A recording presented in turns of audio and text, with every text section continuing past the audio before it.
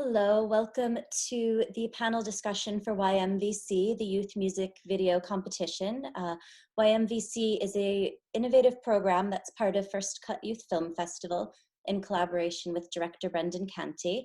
And it matches young directors with an up-and-coming Irish act to mentor them while making a music video.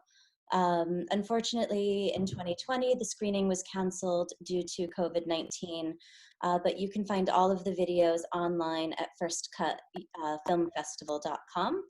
And today we are moving the panel discussion portion of the screening online. Tomorrow we're going to have the announcement of the winner of the competition, and that is going to come out on Niler 9, hopefully in the afternoon. So that'll be Friday, the 15th of May. So I'd like to introduce you to the participants and mentors that have taken place in YMVC. So first we'll start with Brendan Canty. Brendan, can you introduce yourself? Tell us a little bit about what you do and how the Youth Music Video Competition came to be. Yeah, I'm a director from Cork. I started out making music videos about 8 or 9 years ago. And then through music videos, I started a record label. So essentially most of my friends in Ireland are in music in some way, which really helped me to be able to get in touch with bands and make music videos. So that was kind of the big start for me in becoming a director. I kept making music videos and had a pretty big success with Hosier's Take Me to Church video. After that, I got asked to present an award at First Cut Film Festival. And when I met Mary at the festival, she asked me would I like to be involved a year later.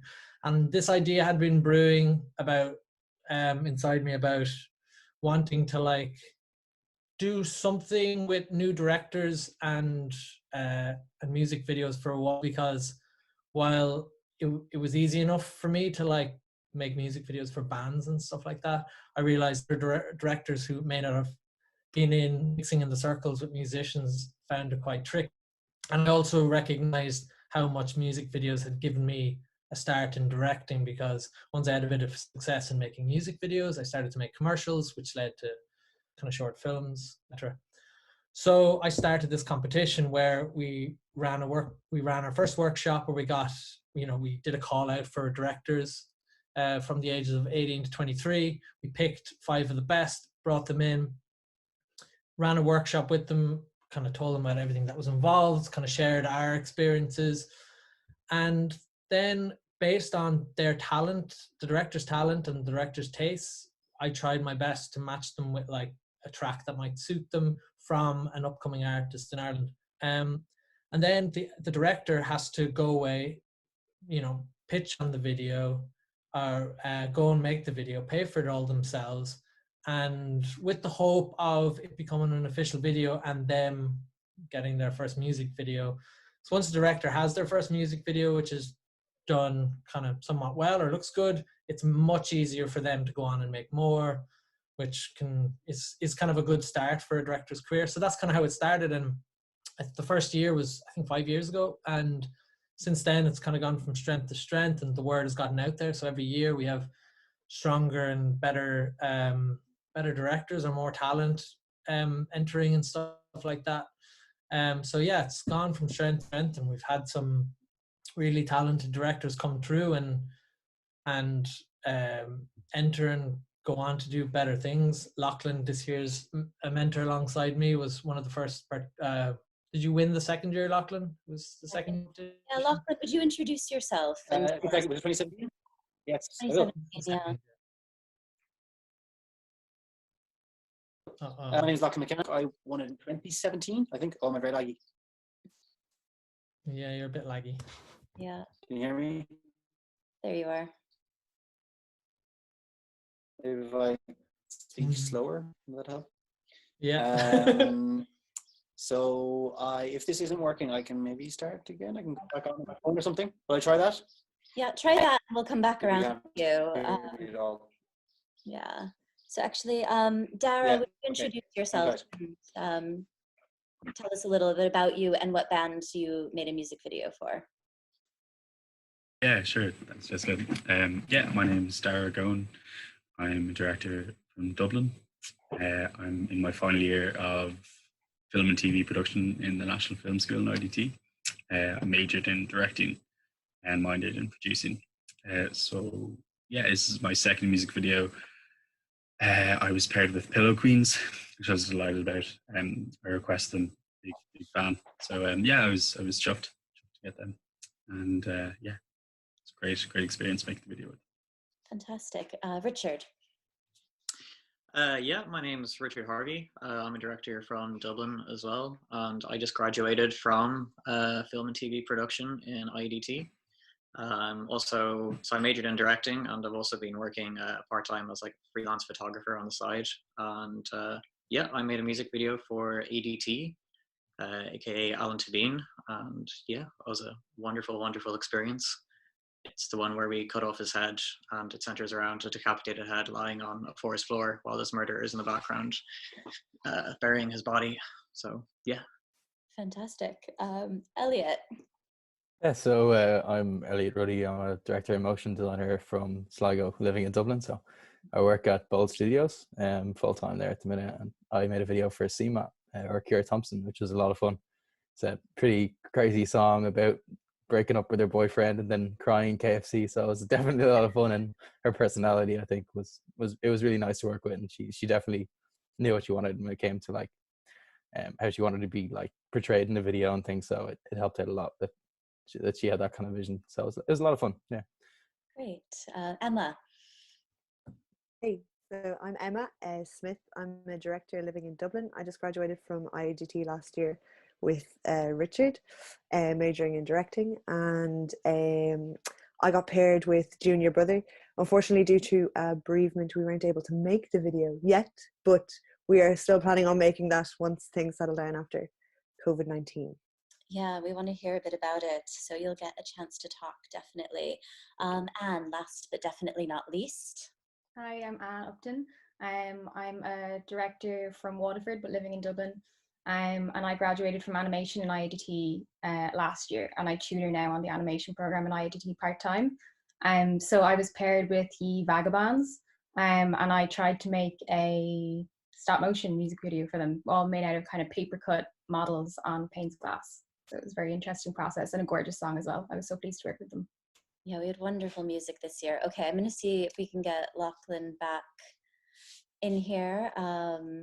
In the meantime, I'll introduce myself. I'm Lachlan, you're 90 degrees sideways, but No, I'm in at least. You're That's in. good. There we go. Okay, and we can hear you. So why don't you introduce yourself and tell us about your history with YMVC?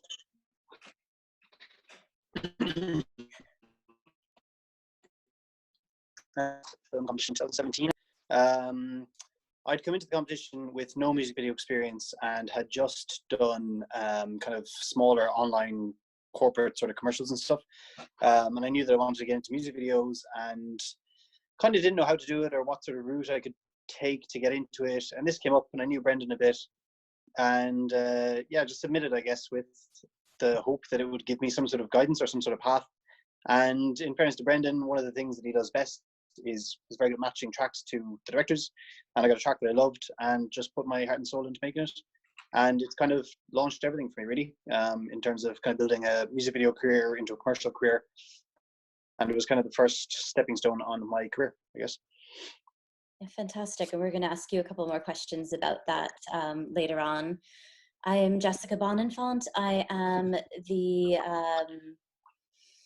YMVC coordinator for First Cut. I've been doing that, working with Brendan for the last 3 years. And I also run Greywood Arts, which is an artist residency and community arts center. And kind of the thing that drives me there the most is creative process. So I love getting to talk to people about their creative process. That's kind of where my passion lies.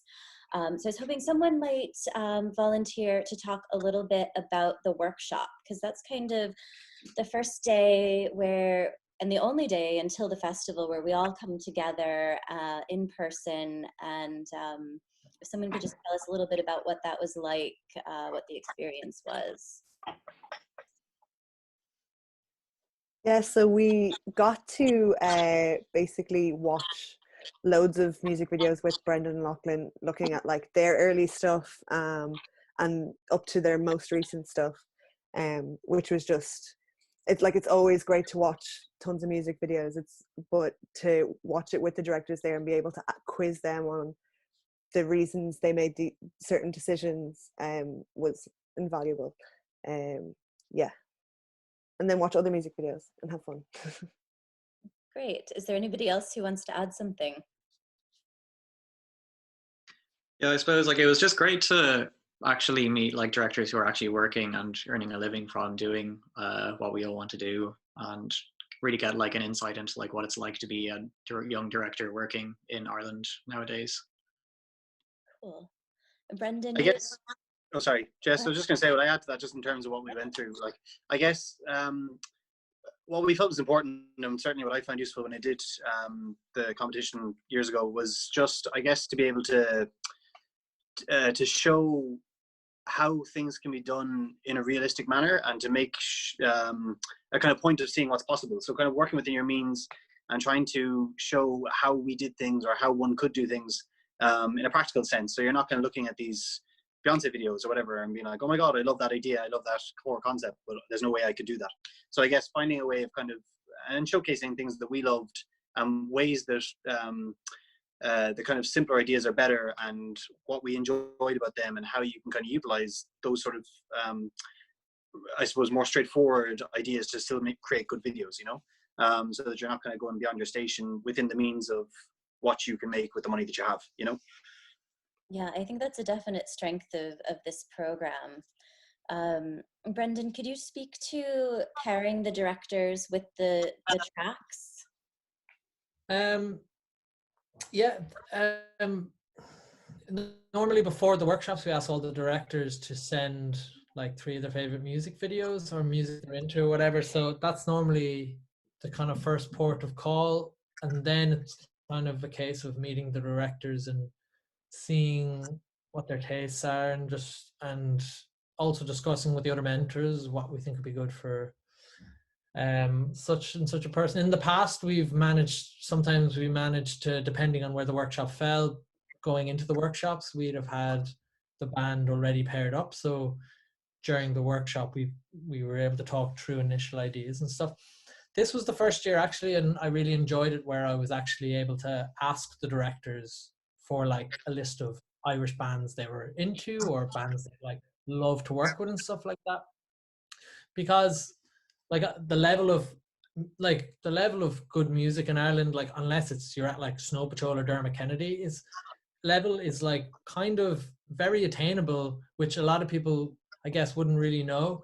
And so a lot of these bands are just, I guess, similar to the directors here, and it's just like starting out. I've had a bit of success, but no success that amounts to like earning a good living from. So like the idea of finding money and taking a risk on a music video is always a big ask of, or like a big decision for these people. So to be able to take that away and be like, look, we want you to take a punt on a new director, and there's no risk financially, and there's no risk even on like having to use it at the end, kind of made it quite easy. So this year was kind of just actually being able to ask directors, like Dara mentioned Pillow Queens, for example. He was just like, I'd love to do a video for Pillow Queens. I was like, okay, I'll just email them and ask them. And they were like, sure, great. It was a really nice way to go.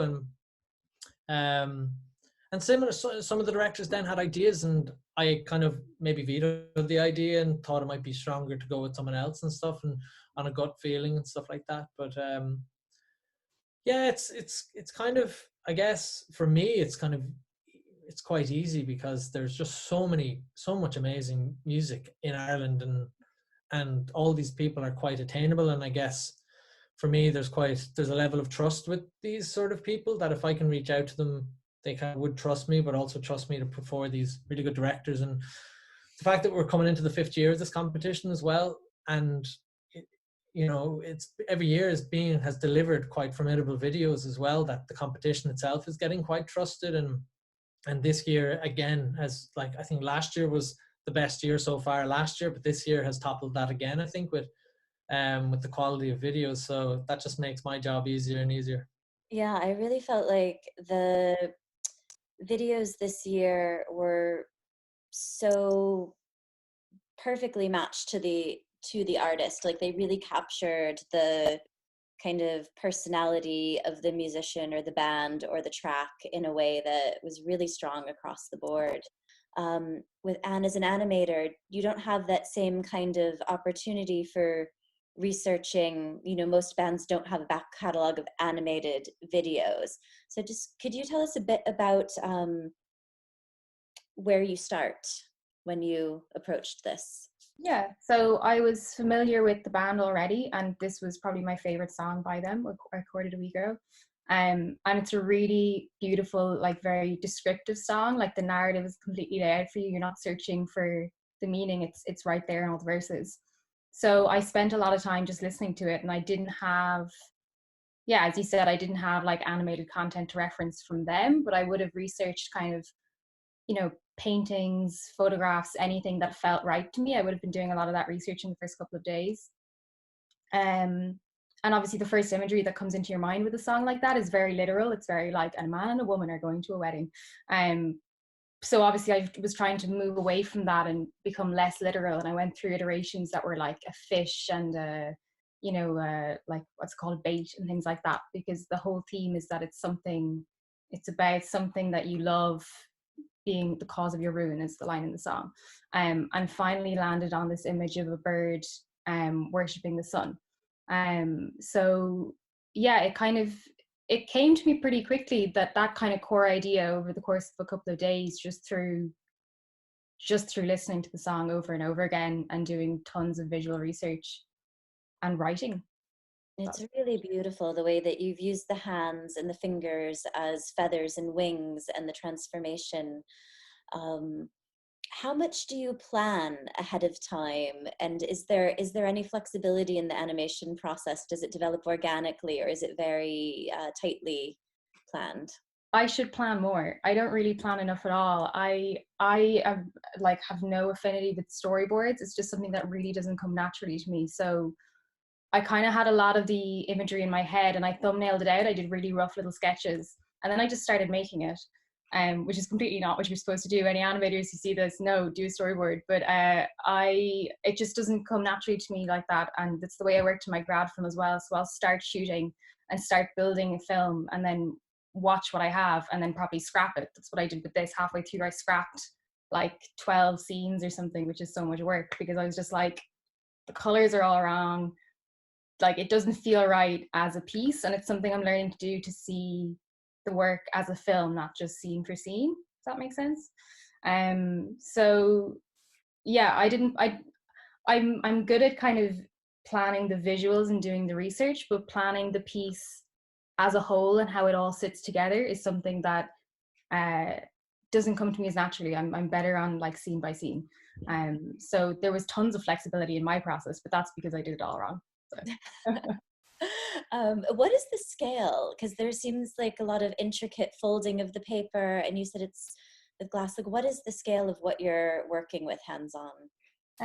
It's pretty small. Like the birds, I should have gotten them so I could show you. Like the birds are like this size. Like they're really small, just because I have kind of a shelving unit that I've replaced the shells with layers of glass, so I can separate everything onto like the foreground and everything, so nothing kind of interacts with each other when you're moving it.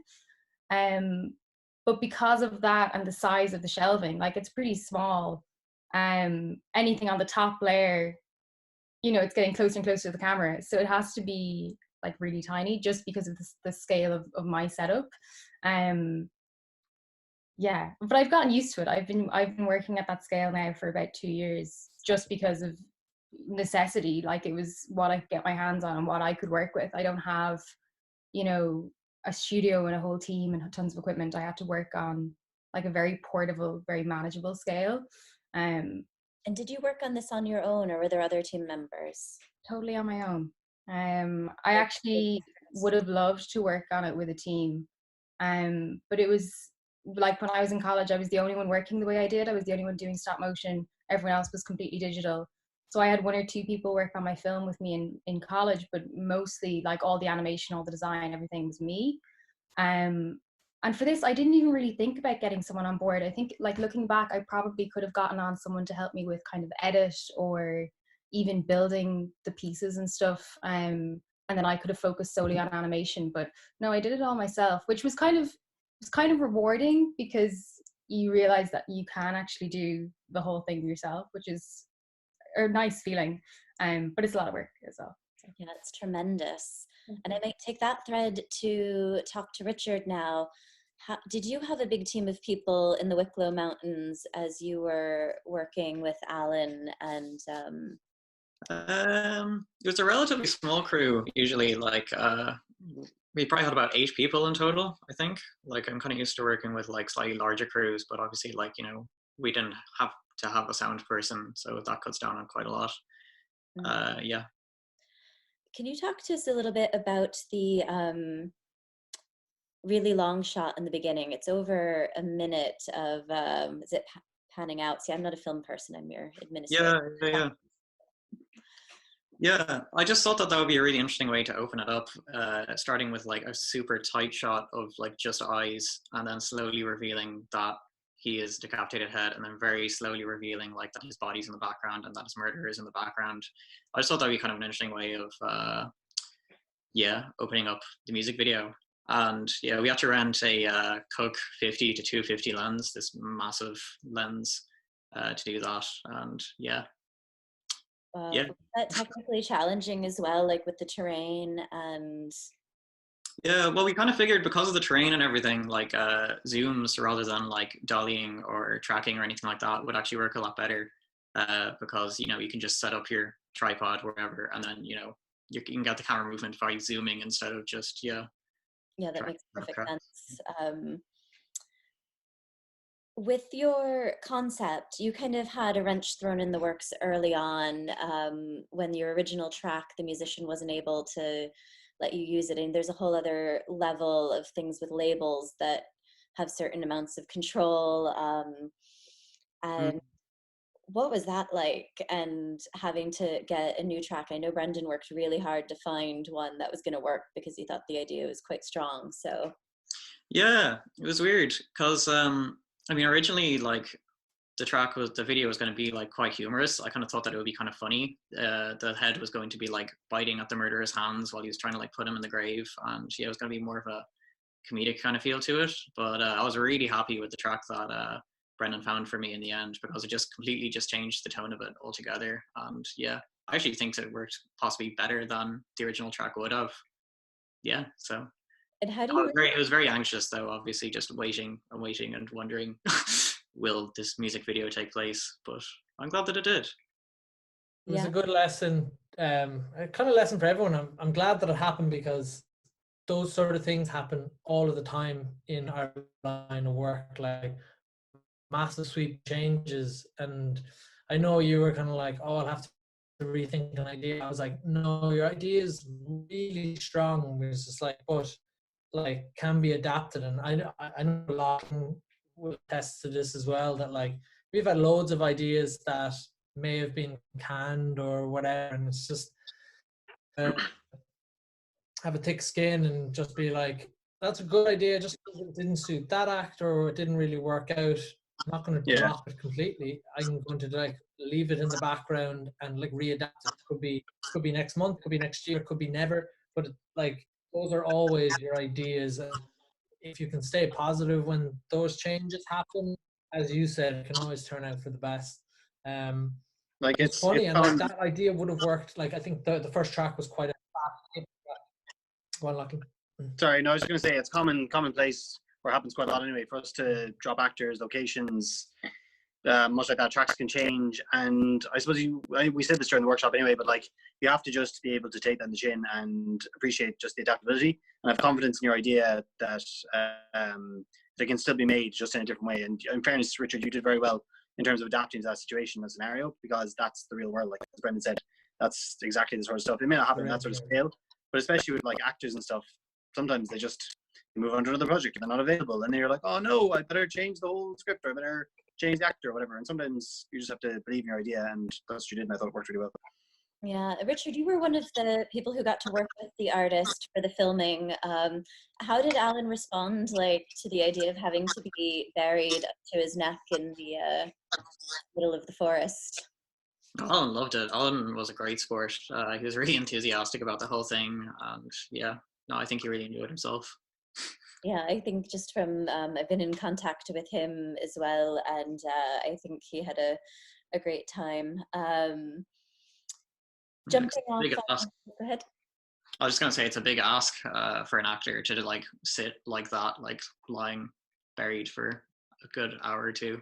So yeah, he was a good Just sport. what I think of as well, Richard. One thing that I really liked as well was that you did that in the treatment. It's something that it's quite a difficult thing to conceptualize without actually doing it, but you did the test in the treatment. So as soon as I saw the picture, I was like, all right, okay, that's it. That's exactly what it's going to look like. That's how it'll be.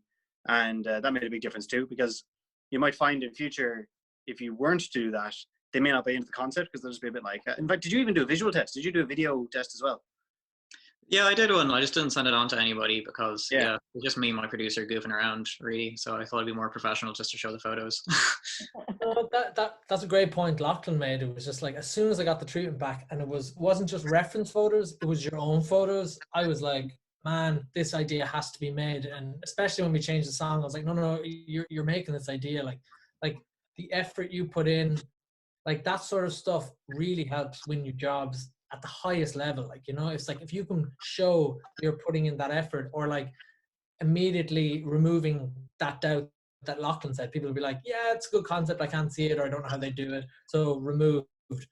But if people can see that, one, the concept's great, two, it works, and three, they're already putting in massive amounts of effort, it's like you're immediately putting yourself ahead of loads of other directors. So like, that level of effort is definitely something that you should continue to take on across all projects.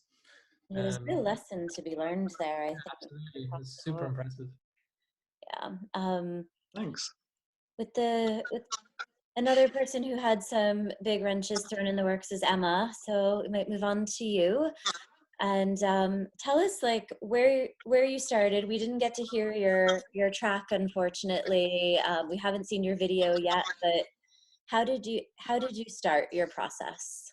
So Brendan sent me the track, and I actually knew it already, but I hadn't listened to it that much.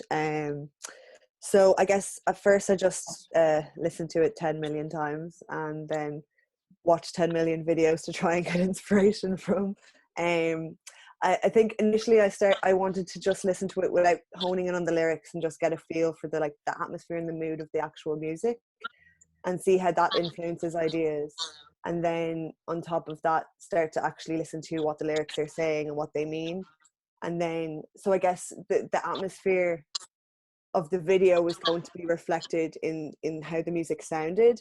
And then there's like a slight narrative underneath that would have been built on the lyrics that in his music. Okay, and was he going to be in the video as well? Yes. Okay. Yeah. A lot of logistics. Him as a kid, and then him as a teenager, and then actually him. And what was the process of working with him like? We had a few emails over and back. He was really on board with everything, so there was no. He really liked the idea when I sent it to him. So, yeah. My biggest curiosity is sometimes when you have an idea in a fixed period of time to execute it, it's very easy to sort of go first thought, best thought, follow your instincts. But now you've had kind of a few extra months to keep thinking about it. And has anything changed for you, or do you still feel like original idea, stick with it, that's it? I think the original idea, but we're going to pull it off a lot better. I think we have more time to collect some props that we need, a longer time to think of a different visual style, and to get different people on board that weren't available at the time and stuff. And that in turn, I'm sure that's going to influence not just the quality, but also the idea on the day. Yeah, we're really looking forward to seeing it when it gets together. So make sure you Thank you. send it on to all of us. Absolutely. Definitely share it through First Cut. Um, did anybody else? Oh, sorry, I almost skipped you, Elliot. Let's go to Elliot. Don't worry. Not, you actually mentioned this in your introduction, but working with Kira, she's really strong personality and kind of really vibrant and strong ideas. What was that like? It was brilliant. Yeah, she definitely knows what she wants, and it's really incredible to work with somebody like that. So the whole process was like really collaborative. We were kind of the same as Richard, I guess. We kind of had a spanner thrown in the works with the weather, and Dara had an issue with the weather as well. So our whole shoot, our original shoot concept with a different song of hers, actually, it was very reliant on the weather and it had animals in it and everything. So it was I quite a heard something about yeah. a horse and riding off into the sunset. Yeah, so the song was called Cowboy. So she wanted to shoot it on a horse, and her friend was a horse, like a horse rider and a horse trainer. So we were gonna have to like bring a horse on set, and then there was extras and things, and then the weather decided not to comply 3 weeks in a row.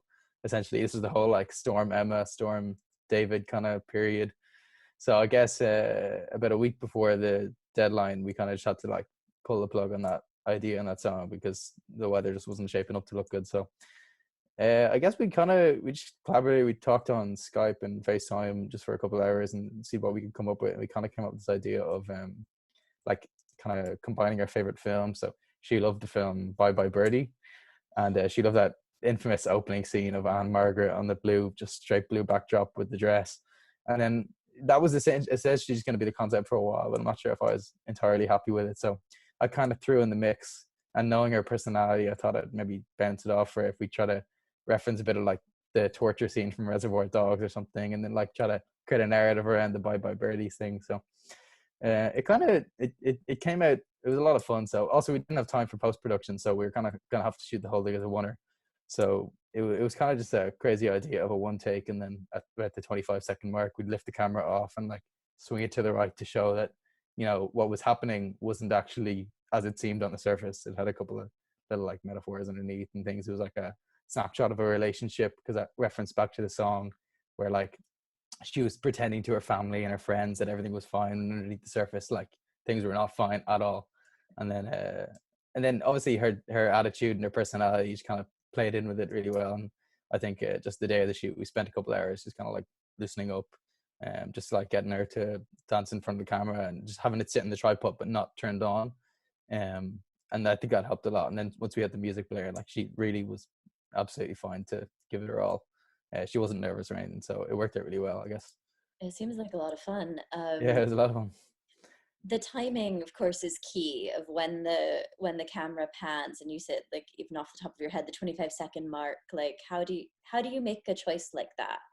Well, I think it kind of fell naturally into almost like the cadence of the song. So like after the first chorus, we'd like lift up, or into the first chorus, we'd lift up off the tripod. So it was kind of just a chat with my DP Alex, and the focus puller and the gaffers there. So it was just like, this is what we're gonna do. We planned it out without without recording, just how we were gonna do it, and then just talking it through with Kira. It was pretty technical. So like we had certain like points of the song we wanted to hit in certain things, but ultimately I kind of gave Alex a bit of like freedom as to like if he's gone handheld, if he feels like he's gonna go a little more left or a little more right, like I said, that was up to him. I just had a couple of like key points that I really wanted to hit, like a couple of them being like I wanted like a slow push in before she like reached over on his lap to lift up the bucket of chicken, to like add some emphasis to that line and things.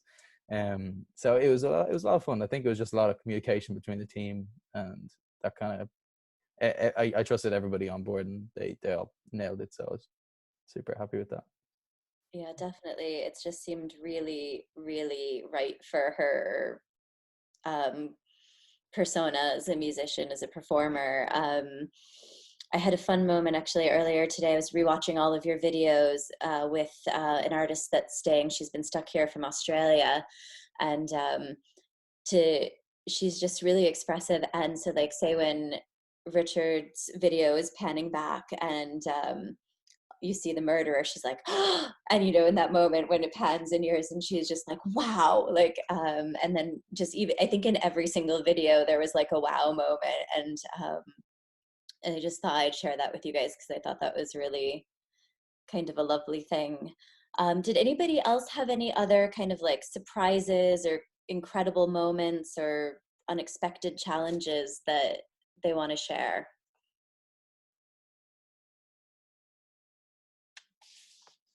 I was just thinking about this earlier. This is kind of not totally relevant, but it would have been interesting if the timing had changed, so that we had just done the workshop and then COVID had hit, to see how you all would have approached making the videos in a COVID environment.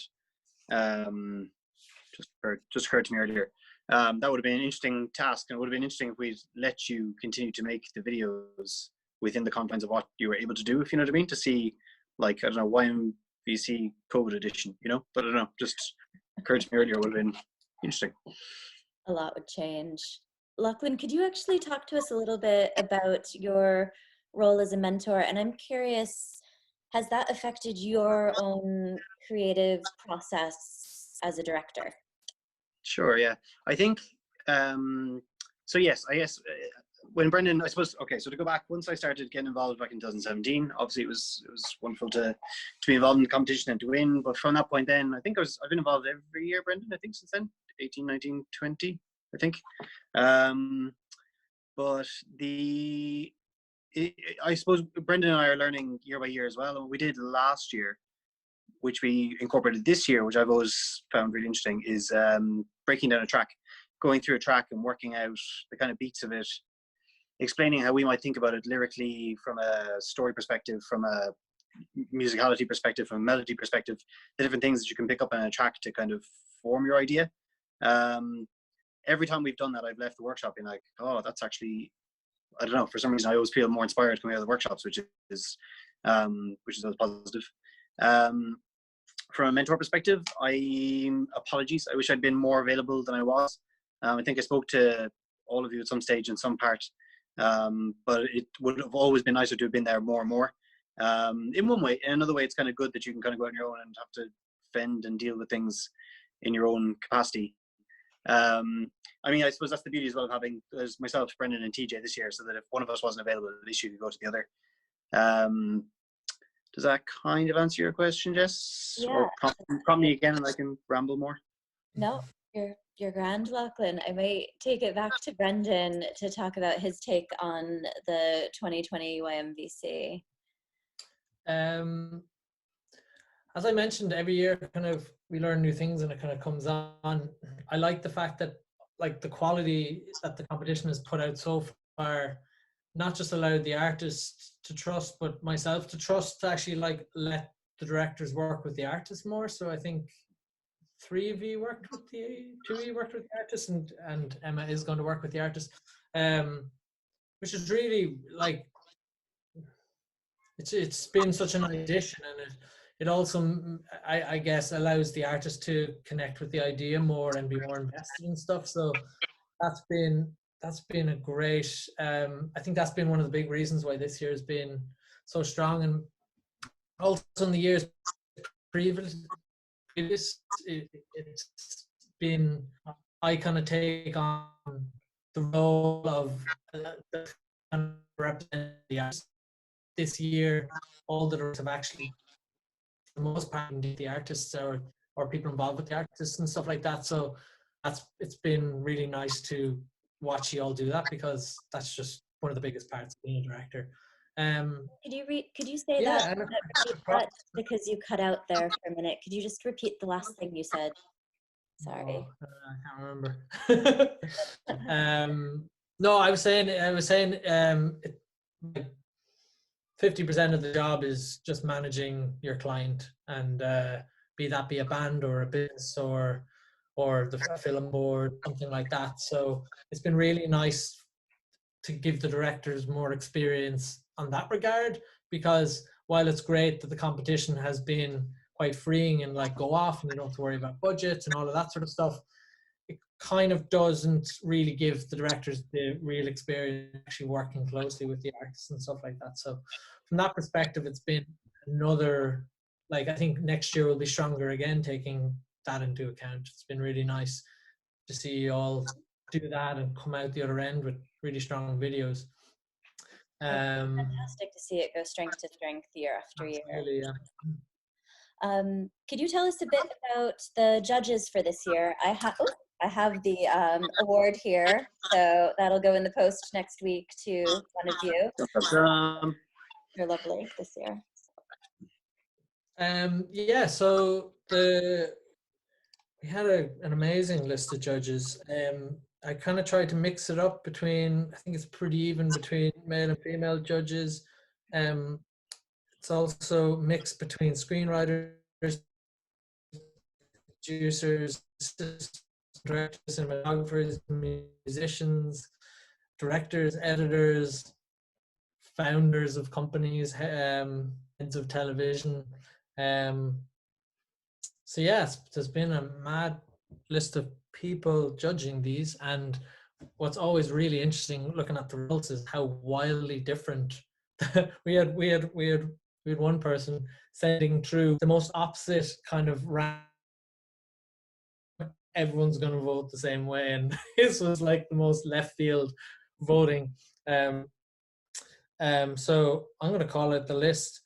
So we have Marina Brackenbury, who's the head of TV and film at Scott Free Films, which is Ridley Scott's company.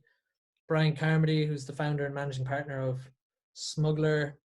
Isla Mano, who's a director. Alan Quigley, who's a director and editor. Aisling Malone, who's a producer. Dahi Ojoni, musician. Colm Hogan, cinematographer, who shoots most of my stuff. Norma Howard, assistant director, and she also works in The Lighthouse. David Lester Mooney, producer, has been involved with this competition every year except this year. Producer and man. And Alan O'Gorman, a screenwriter who writes with me.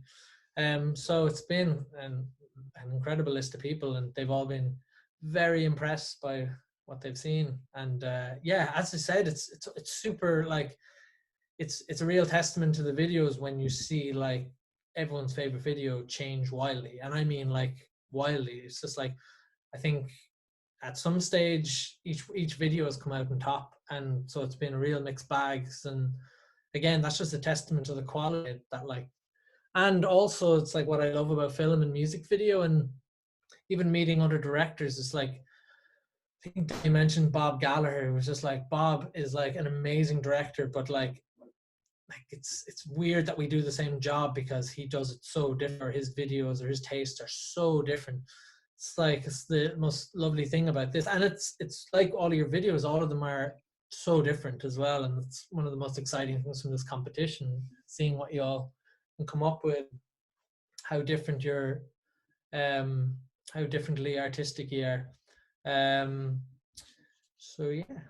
And so the winner is going to be announced tomorrow on Niler 9. Mm-hmm. Is that in the afternoon, we think?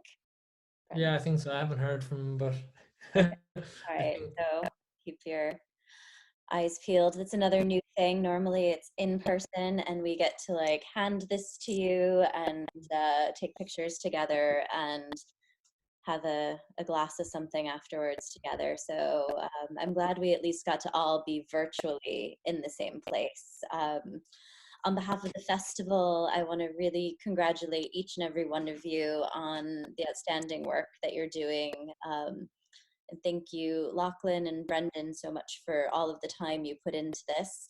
I'm also going to thank the Arts Council and Cork County Council because they are the funders of this project, and without them, it would not be happening. And thanking Mary McGraw, the director of First Cut, for all of the work that she does, and Max, our programmer, who has been reassigned to getting all of the stuff together on the First Cut website. So thank you guys and well done. Thank you. Thank you so much, Jessica. Thank you. Thanks, guys. Thanks yeah, so much. massive thank you to Jess, Mary, and Max as well for the unbelievable Proven work. people, and for completely readapting this for this COVID-19 or whatever. It's you've made it arguably more special or something like that. It's been I've enjoyed all of this, and even Nyla premiering it tomorrow or whatever. It's I don't know. I've kind of enjoyed it. I'm sure we'll take some of that into next year as well. Yeah, So all we thank can you. do is adapt, you know, it's strange times. So I'm a little sad because this is my last year working on YMVC. No way. So yeah, I know. So thanks for making it a great one. Right. I guess And a massive, and again from me, a massive thank you to all the directors, because I mean, everybody just dived in and went for it and gave it your all and understood that, like, you know, everybody wants to be a director and doesn't realize the actual hard work you have to put in, and not just on this, but there's so many, you know, years of hard work ahead of me. But really is, like, I wouldn't trade this job for anything in the world. Like, just keep, like, once you keep going at it with this energy and like Dara, even like what I loved about your video is you just took the advice on board and approaching Hannah. It was just like approaching people who, like, you know, it's very easy to just be like, oh no, there's no way that that actor will be in my thing or whatever. And it's just like, you don't know until you've asked, you know, and like being ballsy enough to just like, to just, even if you're insecure about something, just to go for it. It's such a big thing about getting ahead and being a director. I remember when I was about 16 or 17 and looking at other filmmakers in Cork and thinking there's no way I can ever be as good as them, but you just keep doing it and you keep improving and you keep taking risks, and that's kind of, and hopefully you'll get a few things go your way, and it's kind of how you become a director. Yeah, and spread the good word as well to all your mates for next year as well, Absolutely. because I'm sure you'll see, as I did, how useful it is. And hopefully now in the coming months and years, you'll be able to use those videos to get other videos. And yeah, I mean, it's good for us. The more directors are in competition with each other to try and get those 5 or 6 spots, the stronger the competition will be and the more it grows. So that's good for everyone, really.